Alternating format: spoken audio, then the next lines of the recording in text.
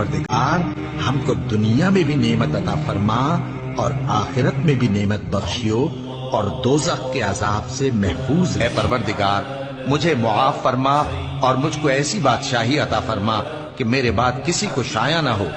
बेशक तू सब कुछ अता फरमाने वाला है। और ऐ मेरे परवरदिगार, मैं तुझसे मांग कर कभी महरूम नहीं रहा और मैं अपने बाद अपने भाई बंदों से डरता हूँ और मेरी बीवी बांझ है। फिर भी मुझे अपने पास से एक वारिस अता फरमा जो मेरी और औलाद याकूब की मीरास का मालिक हो।